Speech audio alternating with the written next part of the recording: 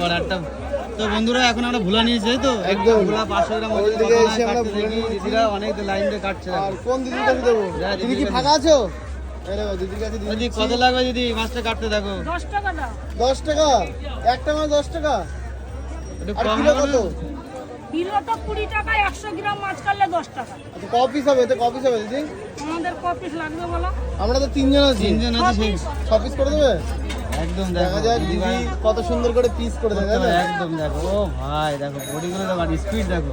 আর এইদিকে দেখো ভাই এসে যদি সবাই দেখো এইদিকে অনেক দিদিরা কিন্তু লাইনটা বসে পড়েছে। লাইন দিয়ে বসেছে আর আমরা কিন্তু আজকে খাবো ভোলা মাছ তাই তো ভাই? একদম একদম। সামুদ্রিক মাছ এরকম ভোলা মাছ মানে সামুদ্রিক মাছ দীঘায় এসে খেলতে ওল্ড দীঘায়, তাহলে নেহরু মার্কেটে আসতে হবে কিন্তু। বেশি করে না 6 পিস না 6 পিসই করো। 6 পিসই করো। আরে আমাদের 3 জন আছি। সুন্দর করে এখন কেটে দিচ্ছে।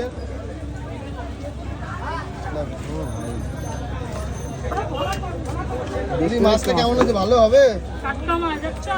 টাটকা? টাটকা দিদি বলে দিলে কিন্তু টাটকা মাছ।